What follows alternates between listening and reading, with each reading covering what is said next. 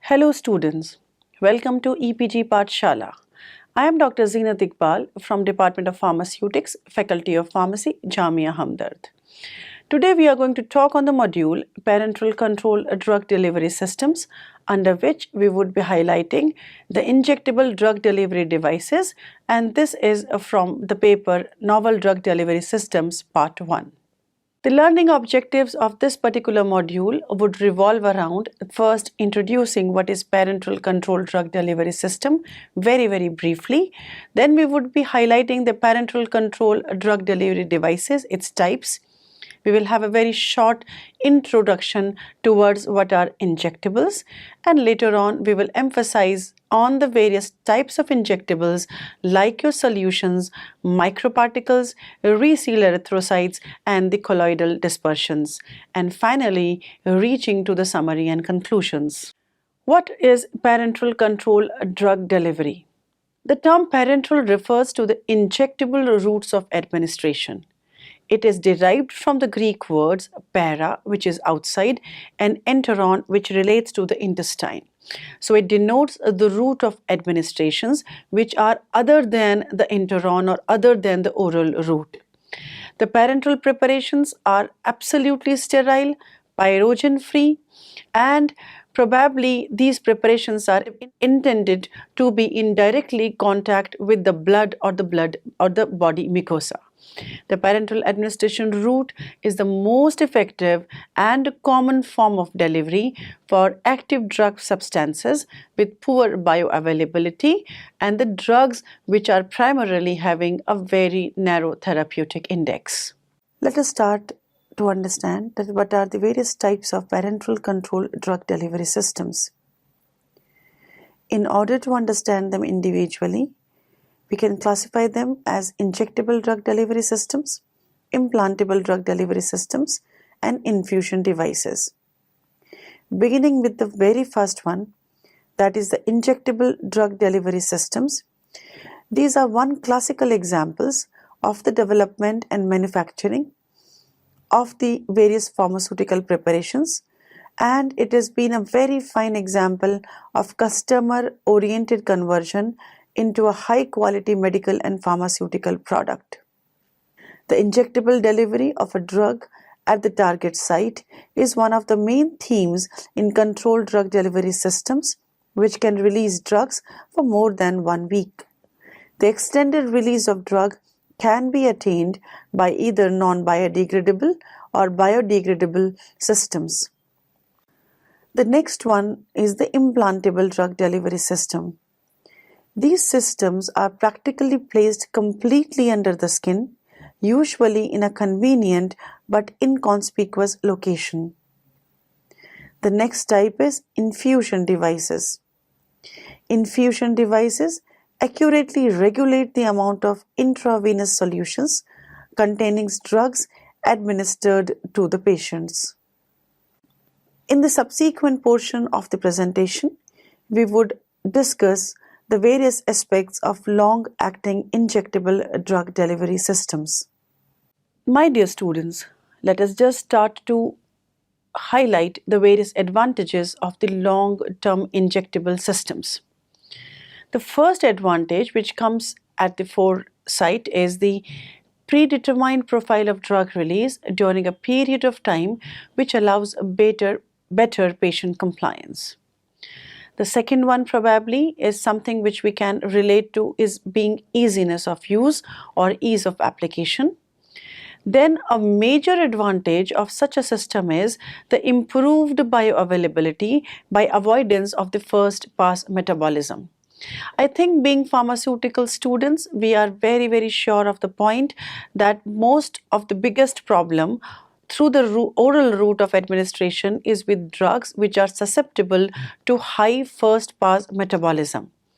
Because of just they're reaching the liver, which is probably the primary site for metabolism, the drug which is being given in a particular dose goes to the liver, and because it is susceptible to the metabolism, is then available in a very low amount, which probably leads to a very poor bioavailability.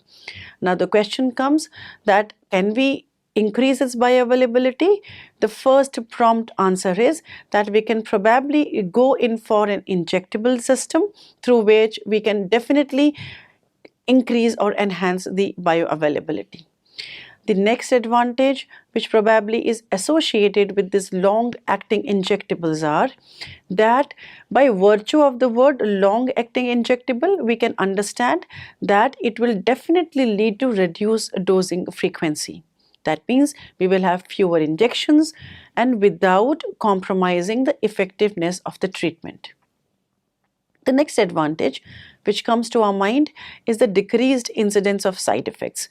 It is directly related to the frequency of administration. Because an individual is being given less number of injections, therefore the load of the side effects is drastically reduced. And because finally a big advantage which comes to our mind is its affordability. When I say affordability, it simply means by virtue of having a reduced medical treatment cost, we can probably have a better affordable medical care.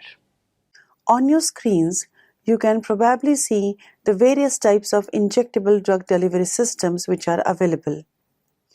We can have them in the form of solutions. We can probably design them into microparticles which can then be suspended into the liquid or the solvent and then injected subsequently. We can have a very classy type of system which consists of the resealed erythrocytes which are loaded with the drug and the API or any specific moiety. Then we can have a large variety of colloidal systems which can be given in the form of dispersions. The first approach for getting a controlled release parenteral formulation is to try the simplest mechanism of making a formulation, which is a basic solution. Parent solutions for injection into the blood may be either buffered or non-buffered.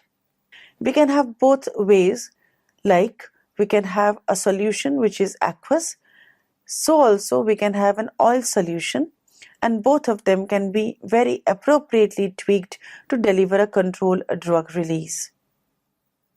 Beginning with the first mechanism where we are using an aqueous solution, the drug release from the aqueous solution is controlled basically in three ways. The first one is by increasing the viscosity of the vehicle. This is very clearly done by using the viscosifiers or viscosity enhancing polymers, which may include examples like carboxymethyl cellulose, methyl cellulose, and polyvinyl pyrrolidone. This enhancement in the viscosity decreases its molecular diffusion and hence help in localizing the injected drug. The second approach is by forming a complex with macromolecules from which the drug dissociates at a controlled rate. In this case, after dissociation, the release of the neat drug is there and only the free drug gets absorbed. The third mechanism which we can talk about is the formation or decreasing the solubility of the parent drug. This is appropriately done by forming complexes with the polymers in which the controlled drug release is not achieved by dissociation but by reducing the solubility of the parent drug. A very typical example is protamine zinc insulin and cyanocobalamin zinc tannate.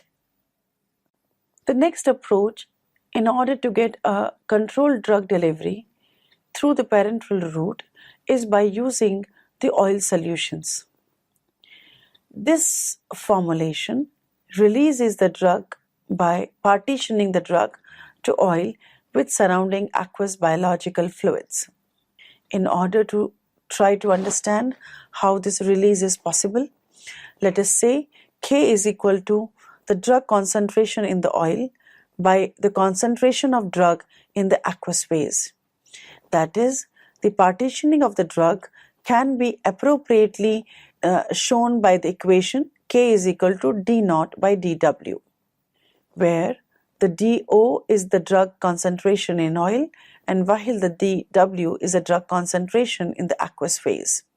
The total amount of the drug dt in the oil system at any time can be expressed logically as dt is equal to dw into kv naught plus vw. The fraction of the drug which is present in the aqueous phase which is available for absorption can be given by F equates to 1 by K alpha plus 1, where alpha is equal to V naught by VW. When we talk of the oil-based solutions, we probably have to look forward to the source of this particular oil. Mostly vegetables oils are used for development of parenteral oil solutions. And which oils? Primarily something like the cottonseed oil, arachis oil are very well suited for this purpose. The method is valid only for those drugs which are oil soluble. I think it is very well understandable that when I use the word solution, it primarily means that the solute has to be absolutely soluble in the chosen solvent. So the restriction in this case would be that only those drugs which are oil soluble and have an optimum partition coefficient are suitable for the usage as the oil-soluble solutions for parenteral administration. The oil-based injectable formulations are usually either oil suspensions or the oil solutions. The long-acting injections include either the lipophilic drugs suspended in an aqueous solvent, so you have an aqueous solvent or then it is getting suspended, so it becomes a suspension, or a lipophilic drug which is dissolved in the vegetable oil. In first case, I have an aqueous drug which is then suspended into a oily base, and probably the end product would be referred to as an oil-based injectable suspension. In the other case, my drug primarily is highly lipophilic and I probably very successfully incorporate this into a vegetable oil solvent. And then the injection which I will get would be an oil-soluble injection or the oil-based injection. The administration of these long-acting formulations take place only for a few weeks. In the suspension formulations, the rate limiting step of the drug absorption is the dissolution of the drug particles in the formulation or in the tissue fluid surrounding the drug formulation. Poorly water-soluble salts can be used to control the dissolution rate of drug particles to prolong the absorption. A very typical example is your olanzapine pamoate, which is given in conditions like of mental disorders, and it is an example of a poorly water-soluble salt form of olanzapine. So these can be very well incorporated into a long-lasting injectable formulations and is very well suited for usage for prolonged release. Microparticles. After the solutions, both in aqueous and oily phases, we have another important means by which we can be ensured of a controlled drug delivery through a parenteral route. And this is the usage of microparticles, which can then be suspended using the suitable water for injection or any other suitable parenteral liquid and then injected at the site of action or at the desired site. Let us first try to understand what are microparticles. Microparticles primarily can be categorized as microspheres and microcapsules. They have a particle size which ranges between 0.2 to 5 micrometers. They are free-flowing powders, spherical in shape, and can be suspended, as just suggested, in a suitable aqueous vehicle and injected by an 18 or 20 number of suitable needles. In microspheres, the drug particles are basically dispersed in polymer matrix from which the drug is released by a first order process at an extended period of time. In case of microcapsules, the drug is centrally located in the polymeric shell of finite thickness and release may be controlled by dissolution and diffusion or both with a zero-order rate kinetics. They were initially developed as carriers for vaccines and anti-cancer drugs. The properties of microparticles includes increased efficiency of drug delivery, improved release profile, and drug targeting at a particular site. Several investigations have focused on the development and delivery of microparticles to reduce their uptake by the reticuloendothelial system and improve their uptake by the targeted cells. Many functional surface coatings of non-biodegradable carboxylated polystyrene or biodegradable polydiellactide co-glycolide polyl-lysine G-polyethylene glycol were investigated in attempts to shield them from non-specific phagocytosis and to allow ligand-specific interactions via molecular recognition. It was found that coatings of PLLGs, PEG ligand conjugates, provided specific targeting of microspheres to human blood-derived macrophages and dendritic cells while reducing the non-specific phagocytosis. Microparticles can also be used to facilitate non-traditional routes of drug administration. For example, it was found that microparticles improved immunization with the help of the mucosal route of administration of therapeutics. They can be very well translocated to tissues of the immune system and aggravate immunological reactions. Biodegradable microparticles can be used for targeted delivery of drugs in addition to the sustained release applications. When given intravenously, the drug-loaded particles can lead to arterial chemoembolization and deliver drugs at the desired site. The microparticles are administered as an aqueous suspension subcutaneously or intramuscularly for systemic delivery, or they may be injected into a specific location in the body. Methods of preparation of microparticles. Of course, this is a very specialized drug delivery system where we first prepare the microparticles in a manner that they qualify to be either called as microspheres or microcapsules. These are then prepared, lyophilized, dried in the dried powder form, and finally to be injected into the desired site of action. We have many techniques which can be used for development of microparticles. Some of them which are of common usage include number 1, the coacervation phase separation technique. Number 2, the emulsion phase separation technique. Third is referred to as the solvent evaporation method. And the fourth one is the spray drying method. Let us first discuss about the coacervation phase separation technique. This technique is very well suited for microencapsulation of water-soluble drugs. The core material, that is the drug, is suspended in a non-aqueous polymer solution, which is primarily the coating material. The polymer is uniformly coated by various approaches such as temperature change, addition of an incompatible polymer, addition of non-solvent, or addition of a salt. The next method is referred to as the emulsion phase separation method. This technique is again very suited for water-soluble drugs. In this method, an aqueous phase containing dissolved drug and an organic phase containing polymer are basically emulsified.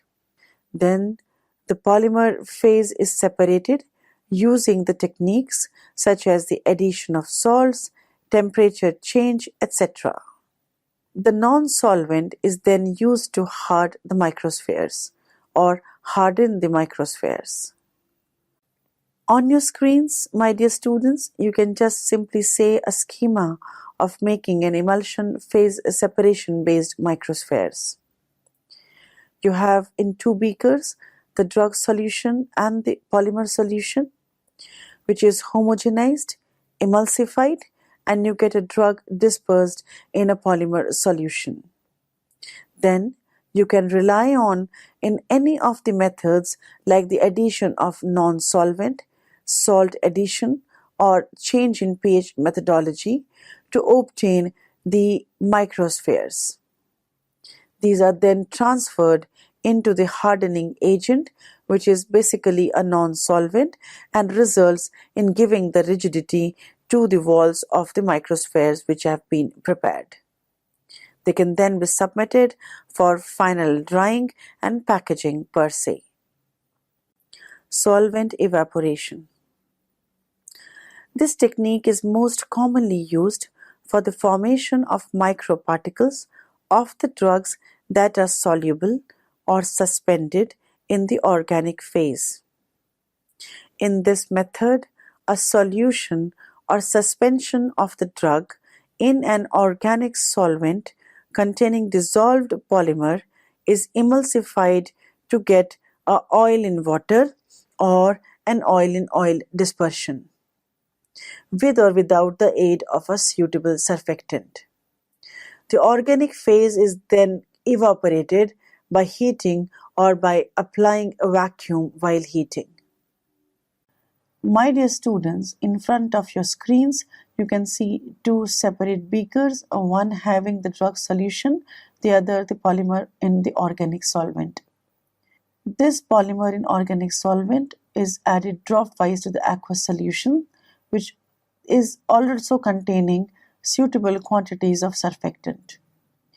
The process of emulsification results into an emulsion. The solvent is evaporated. What we get in this beaker is a microparticle suspension, which can very easily be separated by the process of centrifugation. The final product which is obtained is submitted for lyophilization, and it is obtained in the form of the microparticles. We have another method which is referred to as the spray drying technology. It is an ideal method for preparation of microparticles of poorly water-soluble drugs.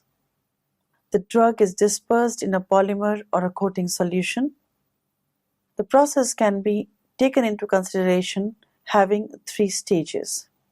In the first stage, the formulation, which is primarily a dispersion, a suspension, or an emulsion, is taken and it is atomized into an air stream. The air is usually heated, which supplies the latent heat of vaporization required to remove the solvent and form the microencapsulated product. The stage 2 of the method primarily is taking care of the droplet drying. And in the stage 3, the product is separated and collected by using a cyclone arrangement. My dear students, one of the very innovative system which was devised in order to give a prolonged action, and that through the parenteral route, was the advent of something which we relate to as resealed erythrocytes. The word erythrocytes, of course, means that we are talking about the red blood corpuscles. When I use the word resealed erythrocytes, it would be something related to the lysing of the erythrocytes and then probably doing something and then resealing them. When I sum up the advantages or the attributes of the resealed erythrocytes, we can probably look forward to its being biodegradable, biocompatible, non-immunogenic. These are prepared by collecting blood samples from the organism of interest, then followed by separating the erythrocytes from the plasma, later on entrapping the drug in the lysed erythrocytes by the various methods which are available, and finally resealing the resultant cellular carriers. Now, what happens once these cellular carriers are resealed? These can circulate intravascularly for days and allow large number of drugs to be carried. The drugs which can be very commonly encapsulated include the enzymes, amino acids, carbohydrates, nucleotides, and human factor. And these can be very well encapsulated by this system called as the resealed erythrocytes. This is a very complex and a unique methodology. Before we get into the details of this method, the first thing we should understand is that what is the source of these erythrocytes or the red blood cells. Let us highlight the source and isolation of erythrocytes. Various types of mammalian erythrocytes have been used for drug delivery, which includes erythrocytes of mice, cattle, goats, monkeys, pigs, dogs, sheep, chicken, rats, and rabbits. How is it isolated? Fresh blood is collected from mammalian and stored at 4 degrees centigrade for less than 2 days. The erythrocytes are then collected by centrifugation and washed.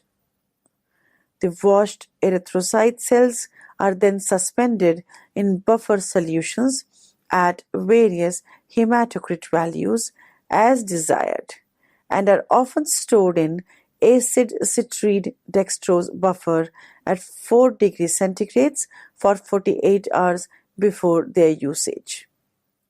The fresh blood is mostly used for loading purposes because it yields higher encapsulation efficiency as compared to the old blood. There are several methods which can be used to load drugs or other bioactive compounds in erythrocytes. Drug loading is definitely a big challenge.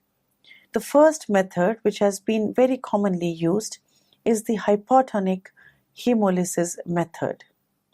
In this, the red cells are placed in a hypotonic drug solutions. Because of the sheer difference in the tonicity, there is a lysis of cell and the entry of drug happens into these red blood cells. After a stipulated time period, the resealed red cells are loaded with drug. The second method is the chemical perturbation of the membrane. This technique is basically based on the increase in membrane permeability of erythrocytes when the cells are exposed to certain chemicals.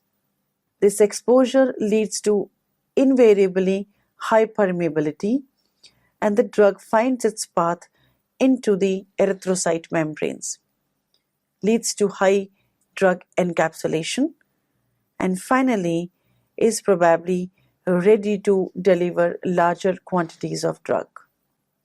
The next method is the isotonic osmotic lysis method. This method is also known as the osmotic pulse method. It involves isotonic hemolysis that is attained by physical or chemical means. The isotonic solutions may or may not be of the same tone or the same osmolarity. If erythrocytes are incubated in solutions of a substance with high membrane permeability, the solute will diffuse into the cells because of the shear concentration gradient difference. This process is followed by an influx of water to maintain the osmotic equilibrium. The last method is referred to as loading by electric cell fusion. This method involves the initial loading of drug molecules into erythrocyte ghosts, followed by adhesion of these cells to the target cells. The fusion is accentuated by the application of an electric pulse, which leads to the release of the entrapped molecule. Resealed erythrocytes have numerous possible applications in various fields of human and veterinary medicines. Such cells could be used as circulating carriers to distribute a drug within a prolonged period of time in circulation or at the target specific organs, which might include liver, spleen, and lymph nodes.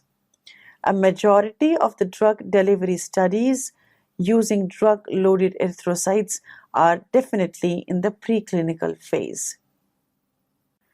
The next means of delivering a controlled drug delivery through the parenteral route is the use of colloidal dispersions.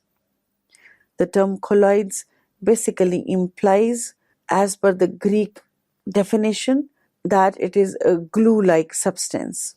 The colloidal dispersions containing the drug particles are dispersed in an aqueous vehicle in which the diameter of the suspended particle is almost less than 1 mm. There can be a large number and types of colloidal dispersion systems, like liposomes, neosomes, nanosuspensions, nanoemulsions, and micelle formations. As we have just mentioned, the various colloidal dispersions systems, one of the prominent amongst these is that which is referred to as the liposomes. The liposomes consist of an outer uni or multilaminar membrane and an inner liquid core. We can probably understand this as a core which is probably having a liquid inside it, and then if we are having a single layer, we call it as a unilaminar, and if it is having more than one layer, then we refer to it as the multilaminar. If I just go a little deep, then liposomes can primarily be referred to as are designated as large unilamellar vesicles and small unilamellar vesicles. The name large and small, or the word large and small, probably clarifies that although it is unilamellar, but it has got a little larger size, whereas simply being unilamellar and a small size makes it an SUV. Then we also have a designated acronym MLV, which is referred to as your multilamellar vesicles. So in conclusion, we can have large unilamellar vesicles, small unilamellar vesicles, and multilamellar vesicles. The phospholipids which compose the liposomes are amphipathic, possessing both a hydrophilic polar head and a hydrophobic non-polar tail. They can be administered topically, parenterally, also by inhalation, and possibly by other routes of administration. But under this module, we probably would focus its usage and exploitation when it is used as a parenteral drug delivery. In most cases, the liposomes are made with the natural or synthetic phospholipids that are similar to those in the cellular plasma membrane. This is probably one of the major advantages as well, that because it is something very similar to the biological membrane components, therefore the acceptability is much higher. And therefore, the liposomes are easily utilized by the body cells. Liposomes can be loaded with drugs by two principal ways, or in two principal manners. The first one is the lipophilic compounds can be associated with the liposoluble membrane itself. The other principle is, if the drug is hydrophilic in nature, it can be dissolved in the inner liquid core of the liposomes. To decrease their uptake by the cells of the reticuloendothelial system and for targeting the membrane of liposomes, it can be modified by the polymeric chains and or targeting moieties or antibodies specific to the targeted cells. These are relatively easy to prepare, are usually biodegradable and non-toxic. Liposomes per se have enormous applications as drug delivery systems. On your screens, you can see a typical structure of liposome. where you can see the phospholipid molecules which are arranged in a lamellar ways. It can be a multiple lamellar structure or it can be a unilamellar structure. The drug's particle, depending upon its solubility, will get associated either with the liposomal membrane or will have to be dissolved in the inner liquid core of the liposomes. The next in line is the system which is referred to as the neosomes. Neosomes are peculiarly non-ionic surfactant vesicles. These are obtained by hydration of synthetic non-ionic surfactants with or without incorporation of cholesterol or other lipids. They are vesicular systems similar to liposomes that can be used as carriers for amphiphilic and lipophilic drugs. These are promising vehicles for drug delivery and are non-ionic, less toxic, and therefore help in improving the therapeutic index of the drug by restricting its action only to the target cells. The major components of neosomes are non-ionic surfactants, which gives it an advantage of being more stable when compared to liposomes, which suffers from certain specific disadvantages. The liposomes are susceptible to oxidation and of course are probably having a huge influence of size, shape, and sometimes the stability is compromised. Coming to the specific attributes of the neosomes, the two main components which are utilized for the formulation of neosomes include number one, the non-ionic surfactants, which can be exemplified by a variety of spans and twains. We have span 20 through span 85 and tween 20 through tween 80. Then we can have cholesterol, which is primarily used in neosomal preparations to provide the rigidity, proper shape, and conformation to the final product of neosomes.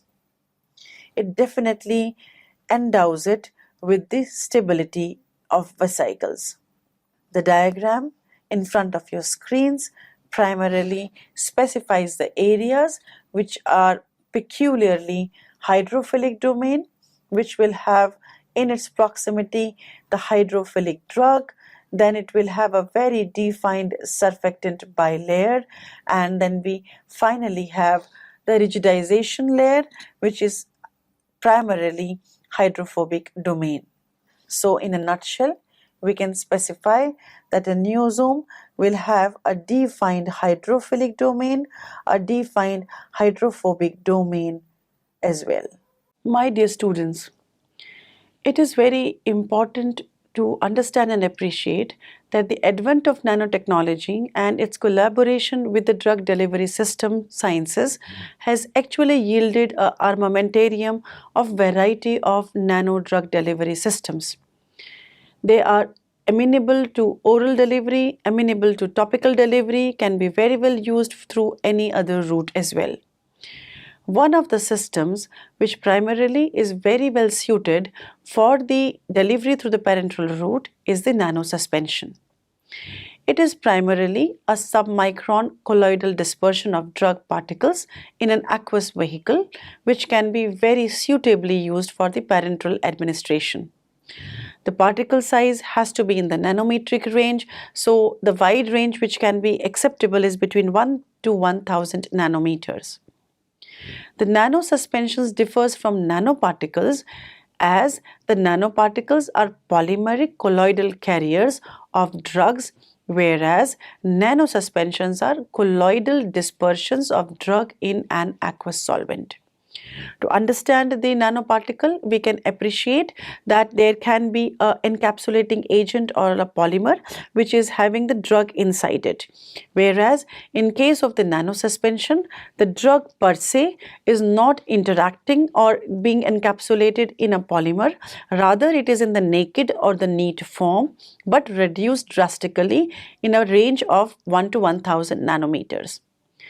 The nanosuspension is prepared by reducing the particle size and maintaining a perfect crystalline state of the particles to stabilize the formulation.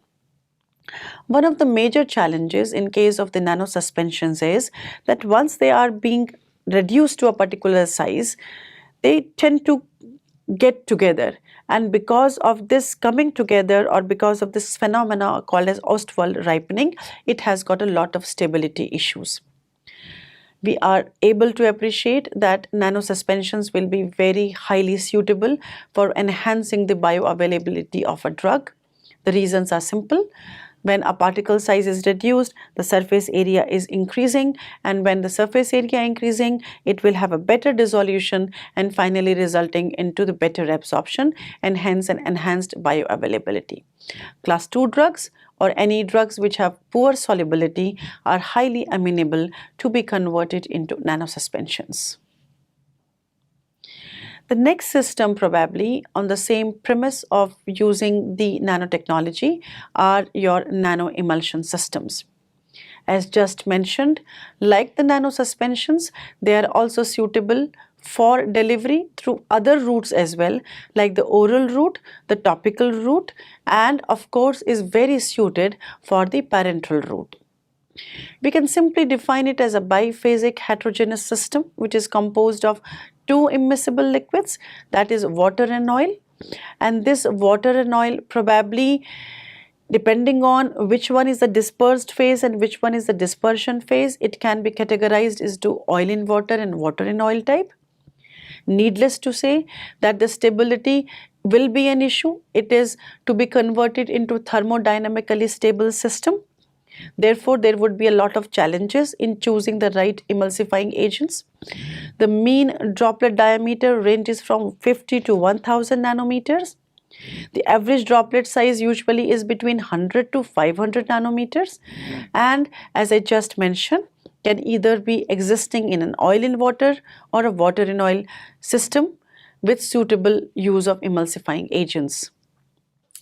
They can be prepared by two methods. One is referred to as your high energy methods, which probably is making use of high pressure homogenizer or ultrasound generator.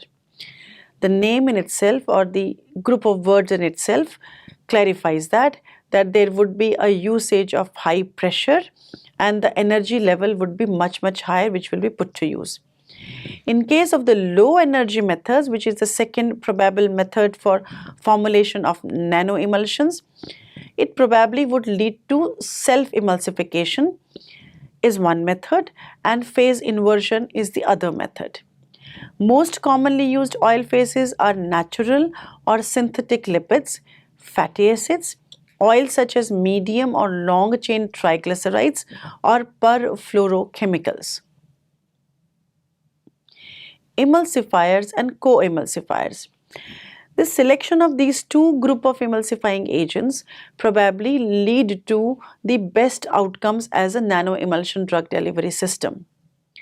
They can be natural or modified lecithin, polyethylene oxide containing block copolymers, PEG conjugated castor oil derivatives which are referred to as your chemophore EL, then glycerides and positively charged lipids.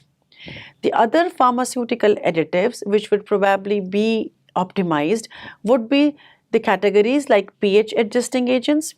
Some of them would also require the antioxidants. Then probably if it had to be an oral, which probably is not a concern at this point of time, it might need flavors, and of course it would also need certain amount of preservatives. We will now try to discuss and understand the missiles which are used as the carrier systems for controlled delivery through the parenteral route. The missiles are self-assembling colloidal systems with a particle size ranging from 5 to 100 nanometers. It contains lipid molecules that arrange themselves in a spherical form in an aqueous solutions. The formation of a micelle is a response to the amphipathic nature of the fatty acids, that is, they contain both hydrophilic regions, that is the polar head groups, as well as hydrophobic regions, that are the long hydrophobic chains. As the surfactant concentration is increased, the separated molecules aggregate into micelles upon reaching the critical micelle concentration. We have a variety of micelle-forming amphiphilic copolymers, which include the block copolymers, which could be di, tri, tetra, or poly variety, and we have got specific graft copolymers like ethylene glycol B poly, epsilon caprolacton copolydioxanone, or MPEG-P Cl co-PDO copolymers. A graft copolymer is one which comprises a polymer chain as a backbone and another polymer chain as side grafted parts. We had a typical example of doxorubicin and gemcitabine, which were chemically linked to biodegradable polymers to prepare polymer doxorubicin and polymer gemcitabine conjugates. Moreover, the two conjugates can self-assemble into micelles with both doxorubicin and gemcitabine in the same mixed micelles.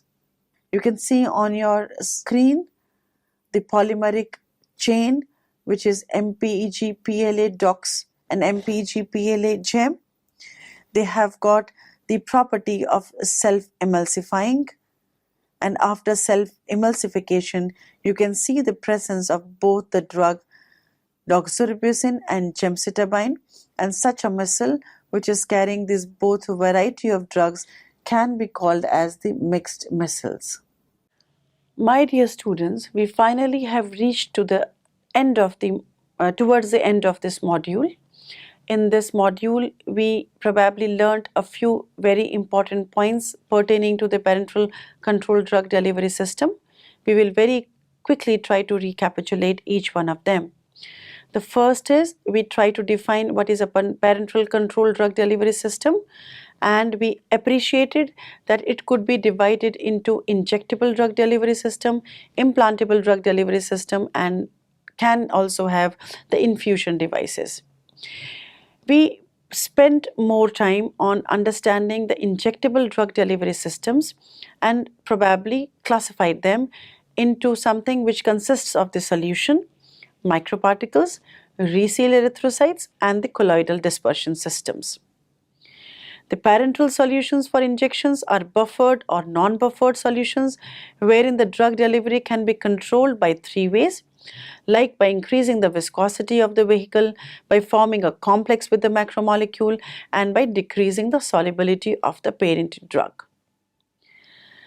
The next take-home message about them is that they could be either aqueous or oily solutions.